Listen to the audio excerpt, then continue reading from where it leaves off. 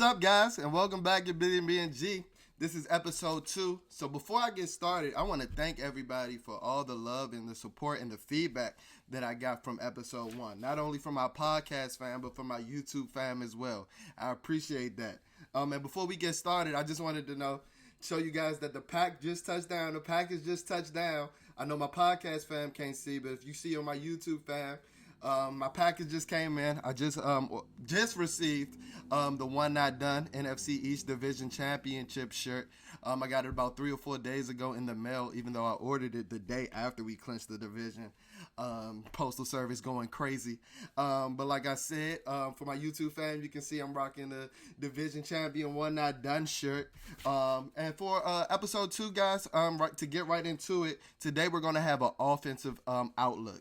So whether we're going to have position groups, we're going to break them down by position groups to see maybe some potential moves that may be involving the Washington football team over the course of the offseason. We're going to do some positional breakdowns. And today we're just going to stick with the offensive side of the ball. In episode 3, we'll look towards the defensive side of the ball. But today, like I said, we're just going to be doing some positional breakdowns, looking at each position on the offensive side of the ball to see where we can improve at, some players that may be leaving the group, some players that we may be bringing in through the offseason, whether that be through free agency or the draft.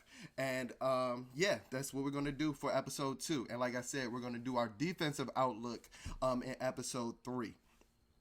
So like I said, we're just going to be breaking them down by position. So I want to start with the offensive line. And we're going to go through the offensive line relatively fast.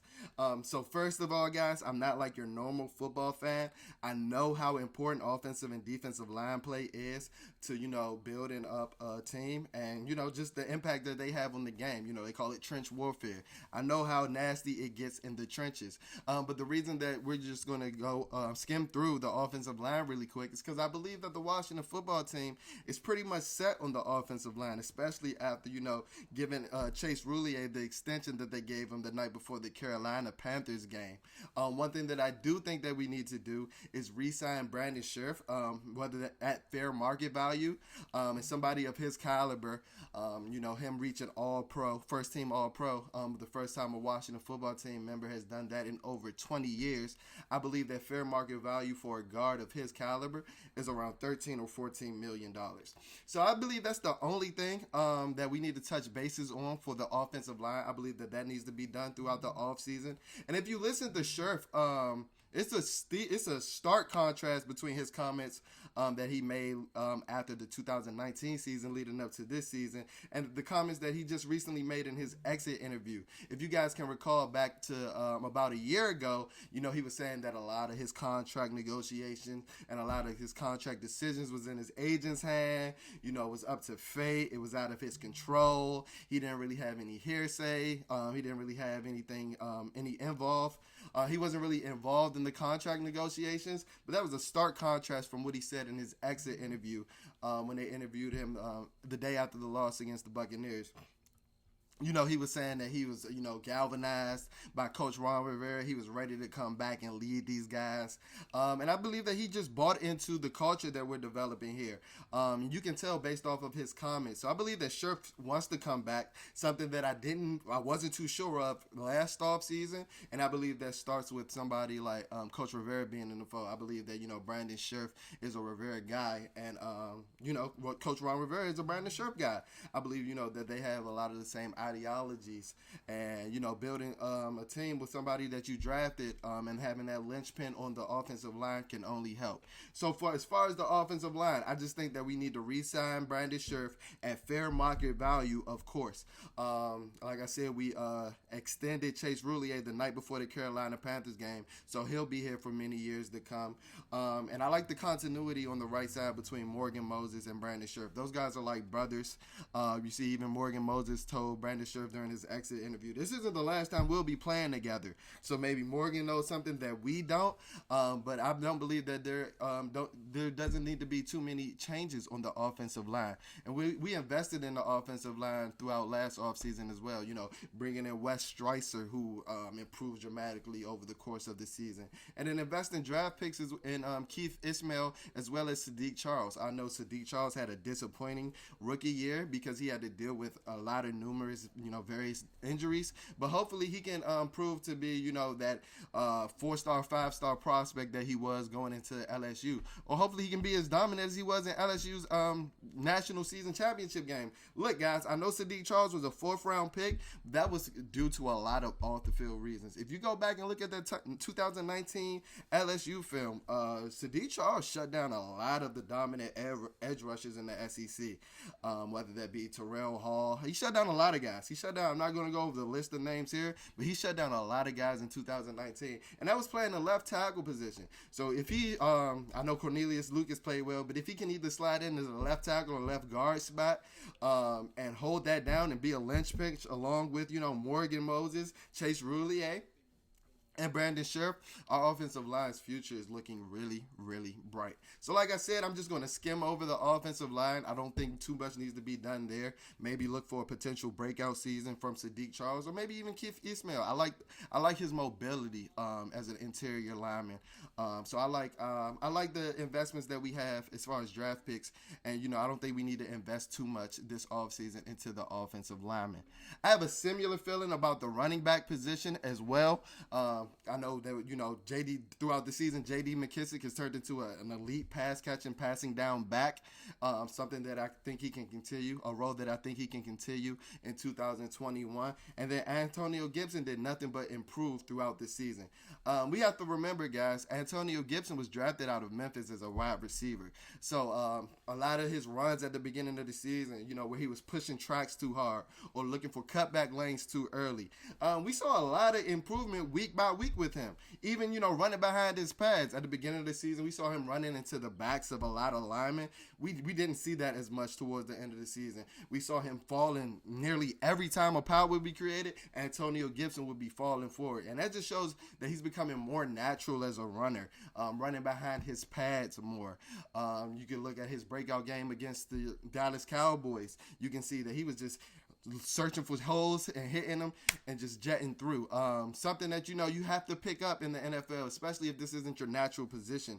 But somebody, with the dimensions, 6'2", 230, almost 230, like Antonio Gibson has, I have no reason not to believe that Antonio Gibson can be a dynamic running back in this league, especially with, the improvement that he showed over the short period of time of this season. Remember, he didn't have an off season. He didn't have a mini camp to, work on not pressing the holes as hard or work on cutting back. So for him to show that improvement week in and week out, that shows that he was invested in learning how to become a more natural runner. So I don't believe that we need to invest too much in the running back. I believe that, between Gibson and McKissick, we are set at our top 2 positions on the depth chart.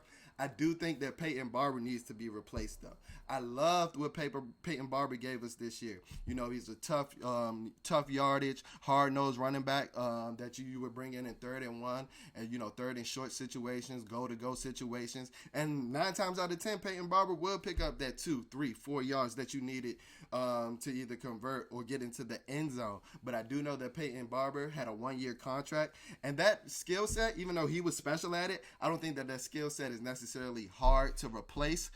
So if you can bring in like a draft pick, like a late round draft pick that has a similar skill set, that's always pushing the pile, that's always finding those nitty gritty yards, then potentially, you can replace that Peyton Barber's with that draft pick. But I don't think you need to do too much investing in the running back or the offensive line position as far as, free agency and the draft goes. Like I said, late round draft picks, perfect for both positions. But I wouldn't be spending too much in free agency on either one of those positions, because I believe that those positions are locked up for the Washington football team heading into 2021.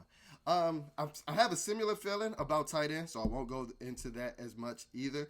Going into the season, I was kind of skeptical at the way that Logan Thomas would perform, but Logan Thomas had a breakout season. Logan Thomas was a top 5 tight end throughout most of the season, whether that be in yards, touchdowns, you name it. Logan Thomas produced. He had a top 5 tight end season.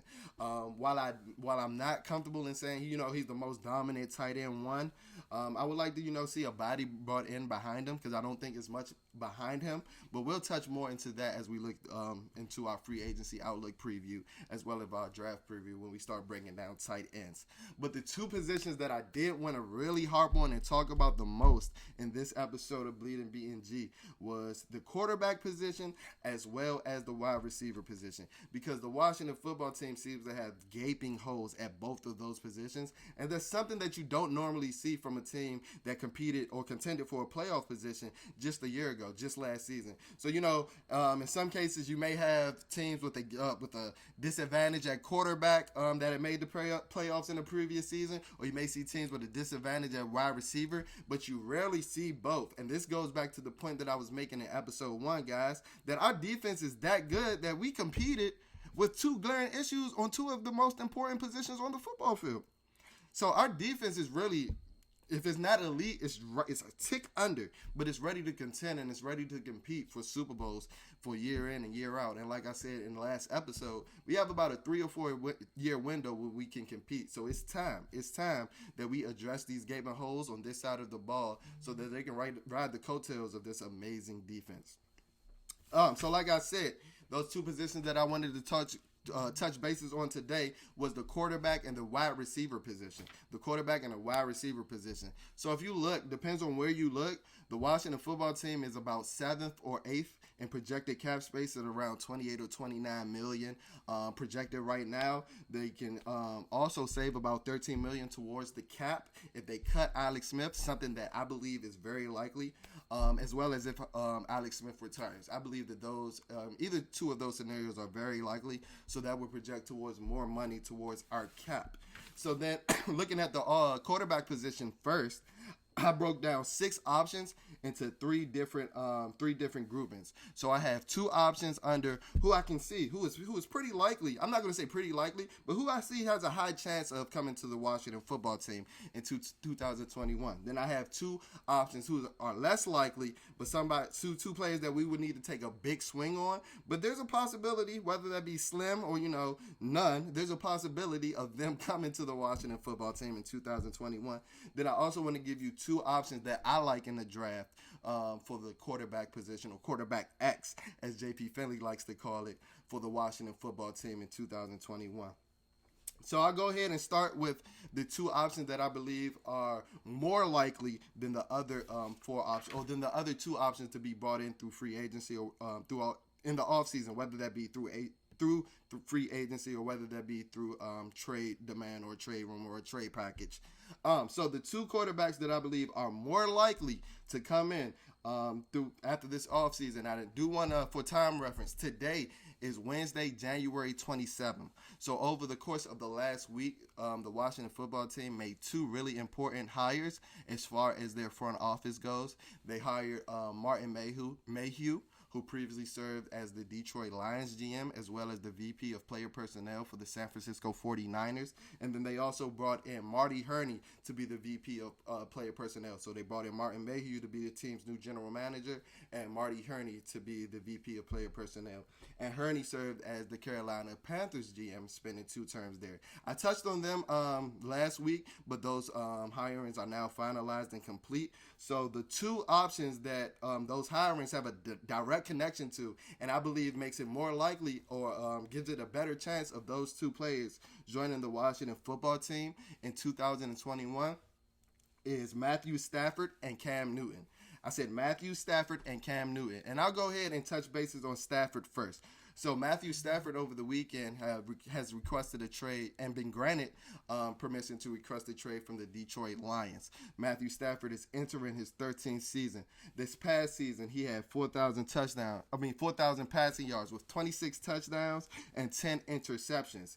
Matthew Stafford has been healthy over the most of his entire career, missing more than half of the season just once, and that was in 2019.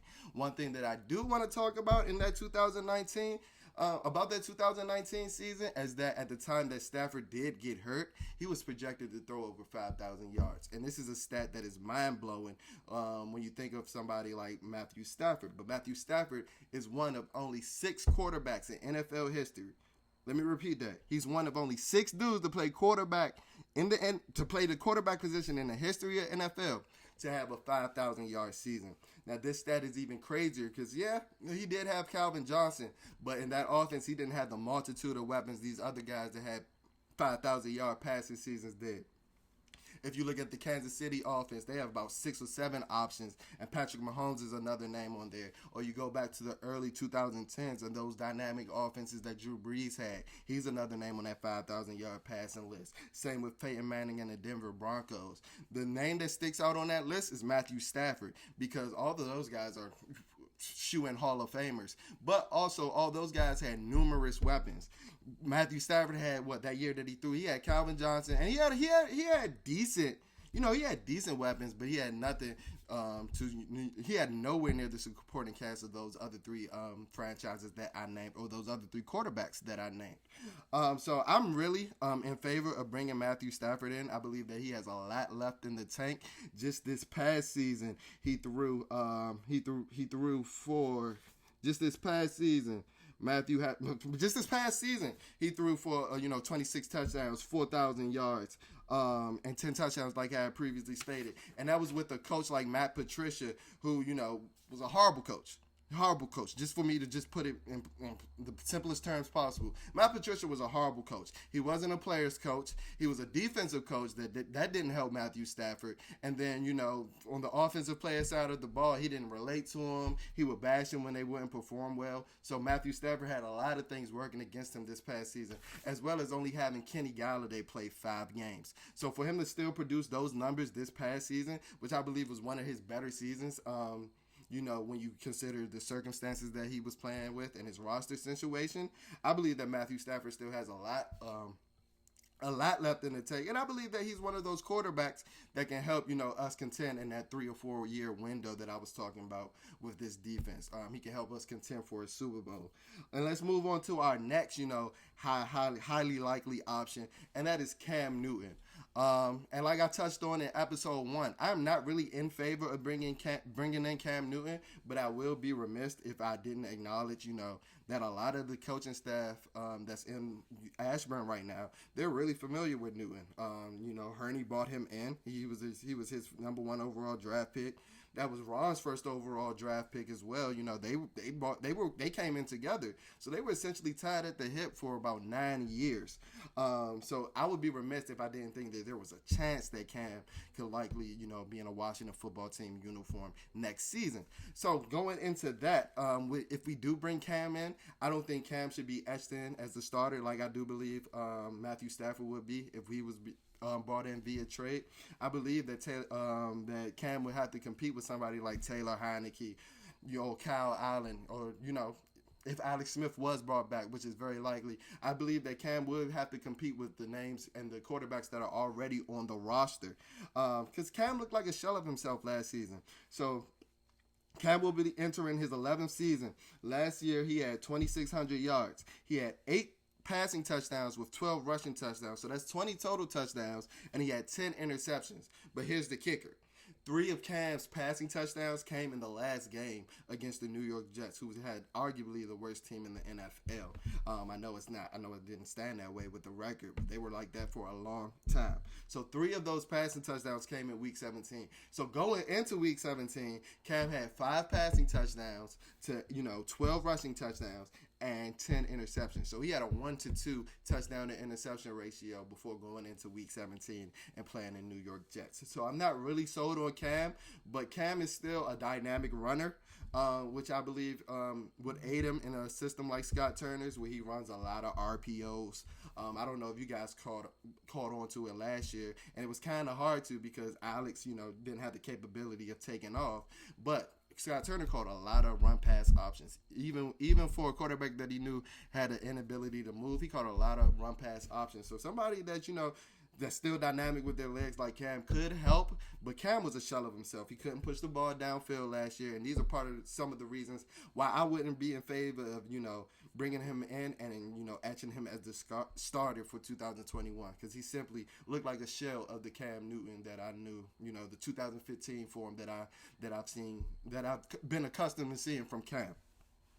So that was it for, my highly likely or my more than likely, options at the quarterback position. Now let's go on to my less likely options. Remember, I said these are the ones that we would take a big swing for.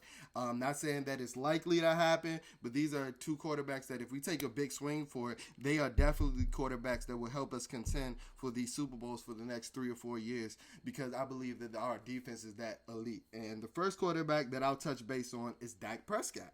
Dak Prescott, Dallas Cowboys quarterback. Dak Prescott is entering his 6th season. At the time that he injured himself last year, that he fractured his ankle, Dak led the league in passing yards last year. So Dak was coming into his own as a thrower last year. And if we look, Dallas fell apart. They fell apart when Dak went out. Now I know he had I know Dallas had a multitude of other injuries along the offensive line. And along the defense. But they essentially fell apart when Dak wasn't there as well. They couldn't move the ball on offense anymore. And this is coming off the quarterback who was leading the league in passing. So moving the ball wasn't a problem until Dak left. So like I said, Dak's price tag might have came down a little bit as far as, trade demand, because he is coming off a fractured ankle, but that wouldn't stop me as a Washington football fan into bringing in somebody like Dak Prescott. With all the medical advances that we have in 2021, I believe that this is an injury that he can come back from and be 100%. And if he comes back and is on my team and is looking the way he did when he came out, throwing for 400 yards like it was nothing, I'll take Dak Prescott in a heartbeat. I would take Dak Prescott in a heartbeat. And I'm not too sure how much, Dak wants to still be in Dallas. I know the reports came out that even after his injury, he was in a facility every day. He was taking his COVID test when he didn't have to. So Dak is just a great guy and an ultimate leader. And these are some of the reasons why I want him on the Washington football team. But if you look at, if you go on the profile page of Dak Prescott's brother, he's not the biggest fan of the Dallas fan base. And I think that he's the mouthpiece for Dak as far as, that aspect is concerned. So if his brother's not feeling it, and, Dak is very family oriented, losing his mom and his brother, he's very, his family's all he's got at this point. So, he may be listening to his brother. Because if you look on his brother's Instagram and Twitter pages, he is constantly bashing the Dallas Cowboys fan base. And rightfully so. Rightfully so. Because we know how they can get. So come on. Come send him to the Washington football team where the money reside. Let's go ahead and sit in that. But I want to move on to my next option. And you guys have probably heard this name, especially if you're an NFL football name. You've heard this name over the last 2 or 3 weeks. And that's Deshaun Watson. Why I would want to bring in Deshaun Watson? Because Deshaun Watson is a top 5 quarterback, and he's only 25 years old. And like I said when I was talking about Cam Newton, also along with that, these guys are dynamic athletes that can run the ball, and that's something that can only be a beneficial in offense like Scott Turner's, where you're running RPOs, read options, draws, things like that, where you need an athlete at quarterback. We saw what Tyler Heineke could do, not an athlete of Dak, Deshaun's, or Cam's stature, but he's athletic enough to get out the pocket, to run the RPOs, the RDOs that he was running, and we saw what he did against the Tampa Bay Buccaneers, and that's the defense that's in the Super Bowl right now, because they're making Hall of Famers look like a shell of themselves. So imagine what a dynamic athlete at quarterback can do in this Scott Turner offense. Just touching bases on Deshaun Watson, like I said, he's only 25 years old. He's entering his 5th year. Last year, he's coming off being the NFL's passing leader in yardage with over 4,800 yards. He had 33 touchdowns and 7 interceptions, and that's after losing his number 1 receiver in the offseason in DeAndre Hopkins, and then that's after losing his next number 1 receiver in Will Fuller after 10 games because of a drug suspension. So he did this with a receiving corps that you had to put together. Now, I know Randall Cobb and Brandon Cooks are solid players, but that's not the receiving corps that you expect the league's leader in passing yards to be working with. So Deshaun Watson had a pretty special season, and I'm beginning to believe that he's starting to understand his worth, and that's the reason why he's forcing his way out of Houston, because he doesn't see a positive direction that the team can go on. So that would be our biggest swing. I've been seeing a lot of crazy trade packages going on for Deshaun Watson. People talking about giving 4 firsts, 5 firsts. I believe in our situation, giving up maybe 3 first and a player, maybe one of those 5 D linemen that I mentioned that I don't think that we can all pay. Maybe giving up one of those along with 3 first round picks.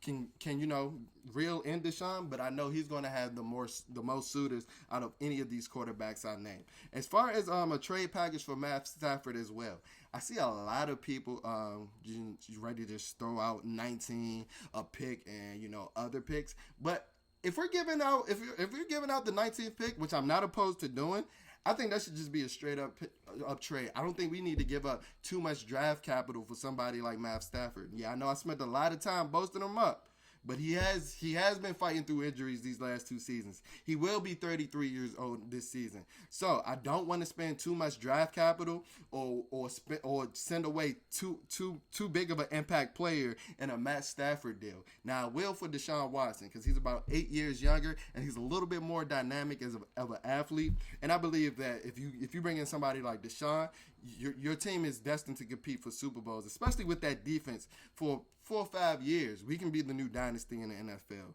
That's just me speaking, though. That's just me speaking. And then moving on to the draft. There are 2 quarterbacks that I believe have a chance to either slip in the draft, or they can slip far enough for Washington football team to consider moving up for them. And those 2 quarterbacks that I like, that I think can fit the offense, are Trey Lance and Justin Fields. So I'll go over Trey Lance first. Trey Lance is 6'3", 225 pounds. Trey Lance is from North Dakota State University. They only played 1 game this season, which I'll touch on. But I want to go back to the 2019 season where Trey Lance had 28 touchdowns and 0 interceptions. He had a 28-0 touchdown to interception ratio. Do y'all understand how crazy that is? A 28-0. I don't care who you're playing. You could be playing Little League rec ball. 28-0 touchdown to interception ratio is insane. And that's what Trey Lance did in 2019. Now, he did throw an interception in his 1 game, showcase that he had this past season. And he struggled as a thrower a bit. But this is where the dynamic athlete breaks through. He struggled as a passer in that game, but then he had nearly 200 yards as a rusher in that game with 2 rushing touchdowns. So Trey Lance is a dynamic athlete. He reminds me of a twitchier, a little bit better athlete than Dak Prescott coming out of Mississippi State, but I also see a lot of Steve McNair. For my early 2000 and late 90s football fans, I see a lot of young Steve Air McNair and Trey Lance as far as just the capability to keep plays alive, the big body, the similar running styles. I know a lot of people who called Steve McNair at the tail end of his career when he was playing with the Ravens. They don't remember how dynamic of an athlete McNair was when he was coming out of Alcorn State. And then just the small school comparison. I see a lot of similarities between Trey Lance and Steve McNair. And if the Washington football team lucks up and draft somebody, close to the caliber of Steve McNair when he was coming out, they may end up playing in the Super Bowl like the Tennessee Titans did. You heard it here first. And second, the quarterback that I'm seeing starting to drop down a lot of mock draft boards and may be there at 19 or may be there in the range, where we have to move up 2 or 3 spots, is Justin Fields. Now, I know he struggled against Alabama, but that was Alabama. Justin Fields is a dynamic athlete as well. And him and Trey Lance have similar sizes. So I said that Trey Lance was 6'3", 225. Justin Fields is 6'3", 227. This past season, in 8 games, he had 2,100 passing yards with 22 touchdowns and 6 interceptions, which is still an amazing ratio. But it is it is a drop-off from his 2019 season where he played in, I believe, 12 games, and he had over 4,000 yards, over 40 touchdowns with only 3 interceptions. I like Justin Fields. I know a lot of the naysayers are saying that he's a one-read quarterback and we shouldn't trust quarterbacks from Ohio State. Washington football fans, I completely get it. After the Dwayne Haskins failure experiment that we've been dealing with for the past 2 years. I completely get it. But trust me, I think that somebody like Justin Fields shouldn't be, grouped into those Ohio State quarterbacks. I believe he's a way better athlete than that. than Dwayne Haskins. Something that you need in today's NFL, like the ability to make off-platform throws, off-schedule throws. And then I believe that he's a way better thrower than somebody like, Troy Smith or JT Barrett, who are just athletes. So I believe, he gives you the best of both worlds. Now, I'm not saying he's the best quarterback option in the draft, but I believe at 19, you'll be hard-pressed to find anybody better, especially for a team that needs a quarterback. That needs a franchise quarterback. I believe that, Justin Fields can develop into that guy.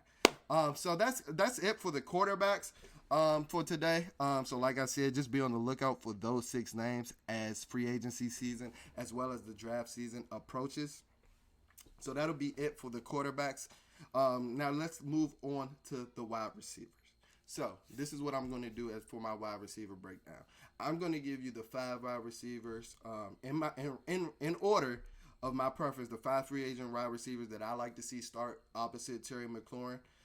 So like I said, the Washington football team has some cap space. So with these names that I point out, I don't think that it's going to be a matter of, if we can pay them, but it's going to be more of a matter of how high is too high. So if you guys can remember the scenario last year when we offered Amari Cooper $22 million, and he turned that down to be with Dallas. Now, ultimately, it worked out in the long run with Texas not having, any state tax. So the financial component of that kind of evened out in the long run.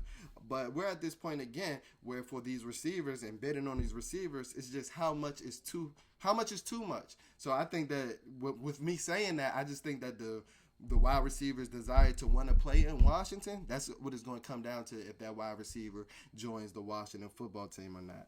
So in order, the first wide receiver that I would like to see on the Washington football team, my highest preference is Allen Robinson. Allen Robinson. He's going to be entering his age 28 season. He's coming off a season where he had over 100 receptions. He had 1,250 yards and 6 touchdowns. He did this with the quarterback play of Nick Foles and Mitch Trubisky, guys.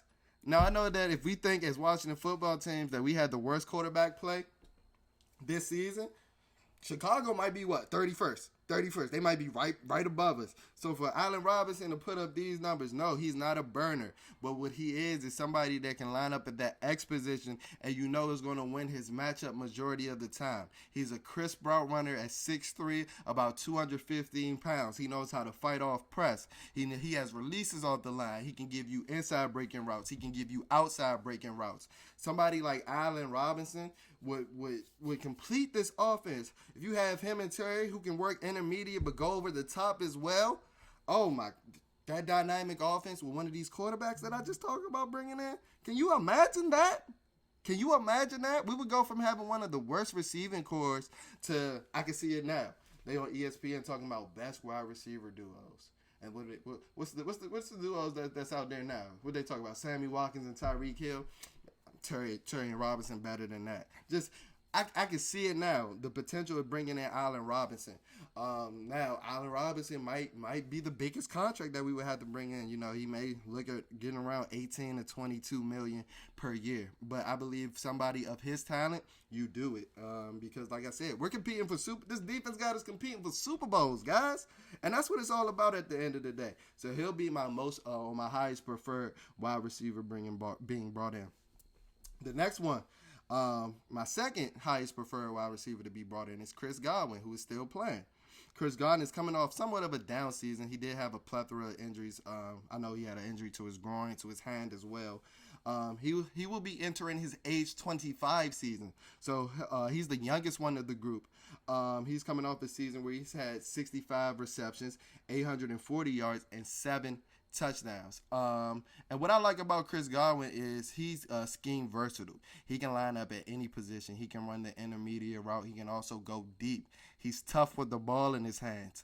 Him and Terry are among the league leaders in yak yards per game.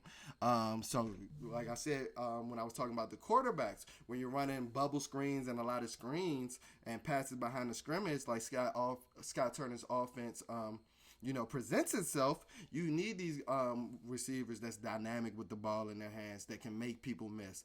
We saw it a lot with Terry last year, and Godwin is the same type of player. I think he runs a little more physical than Terry. He's not as shifty, but the way you get the yards is the way you get the yards. Godwin if he can work in and out of the slot. Like I said, he can work at any position, the X, the Y, the Z. His scheme versatility is what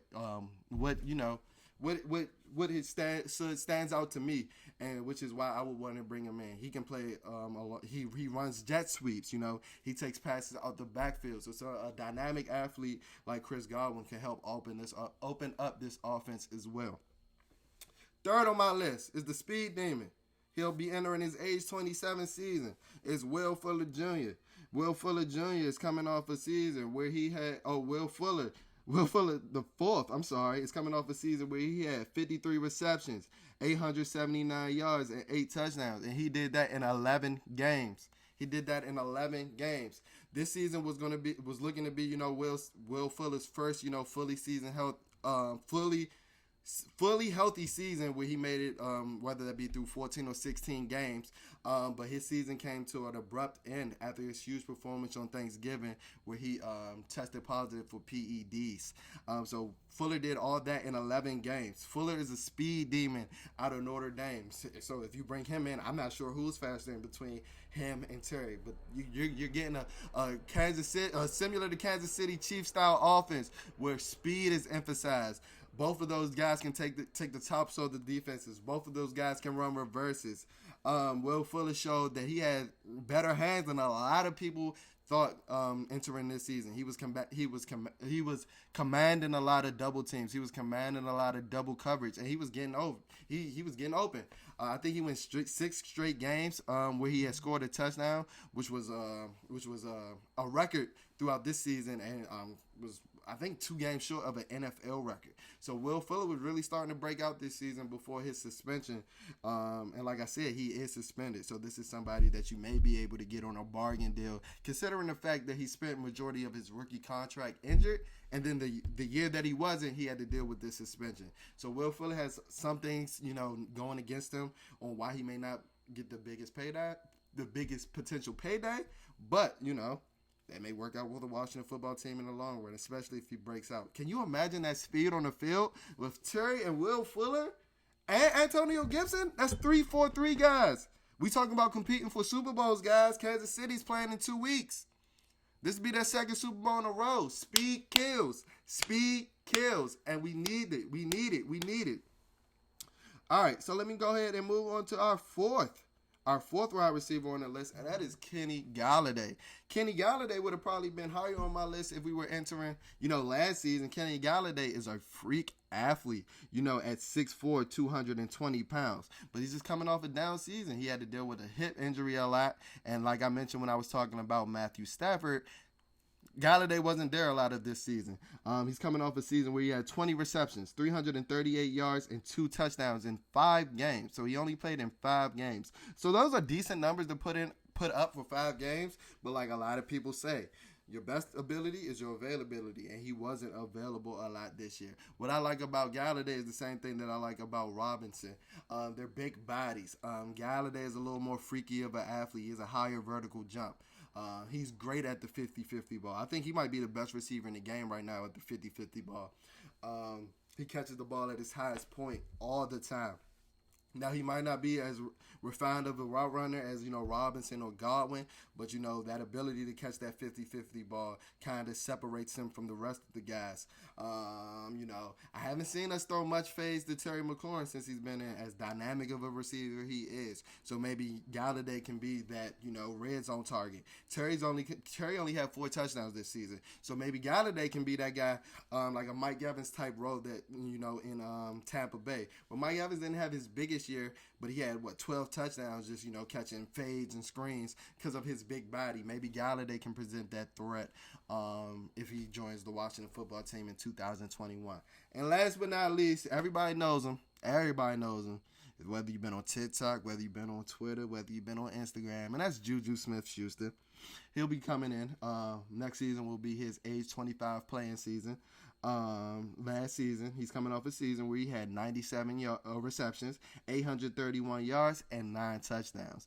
The reason that Juju's the lowest on my list is because I don't think he's as dynamic of an athlete as the rest of these guys. Now, Juju is a great player. He might be the best blocker on this list, but I think the Washington football team, we need to look for dynamic athletes at this point. I know last season, with Cam Sims and a lot of the guys, we had a lot of guys that could block. But we didn't have a lot of guys that can, create separation down in and down out outside of Terry Mclaurin. So with Juju, I just think he won't be as good of a fit for this offense. Now, he is great with the ball in his hands. He's probably the hardest runner out of the group. That'll be up to either Juju or Godwin. Juju has a lot of, highlight reel runs. But as far as getting open, he's not great at that. If you look at his reception to his receiving yards total, the yards per catch isn't great. But I wouldn't mind Juju. Don't get me wrong. I wouldn't mind Juju on the Washington football team because Juju is a clear wide receiver too. Is an improvement over anything that we had this year. But the thing that I'm talking about with Juju is, if he comes to the Washington football team, it's clear that he's the wide receiver too, behind Terry McLaurin. I don't know if I'm going to say that with Allen Robinson and Chris Godwin just yet. Now, I love Terry as a player, and I wouldn't take wide receiver one, responsibilities and duties away from him just yet. But when these guys come in, based off what they've done in their, in their career, it'd be hard to decipher, who's wide receiver one until we break training camp. Now, whoever has the best camp, whoever, does the most, whoever performs the best, then that can be your wide receiver one. But it wouldn't, wide receiver one wouldn't be as etched in stone if we brought those two in. Now, Will Fuller would be an obvious wide receiver two behind Terry. Same with Galladay, same with Juju. But those other two, the sky's the limit if we bring in one of those quarterbacks that I mentioned earlier, as well as Robinson or Godwin. I believe that we can go from having one of the league's worst offenses to one of the league's best offenses if everybody stays healthy. So that's it for our wrap-up and our offensive outlook for today. Like I said, we're going to be doing our defensive outlook in episode 3, so please be on the lookout for it. And for our YouTube family, I'm going to be putting our Twitter and our Instagram in the description box. I'm also going to put their tags and their links in the videos here. Please be sure to subscribe on YouTube as well. Please subscribe on Apple Podcasts as well, and then add us on Spotify as well. We're available on all podcast platforms at this point, and we're also available on YouTube. So like I said, Washington football team, Bleeding BnG, we're your new source. We're going to be giving you coverage, more coverage than anybody else. If you're looking for anything Washington football team, we're your people for it. So thank you guys for tuning in to episode 2. Please be on the lookout for episode 3. Have a good one.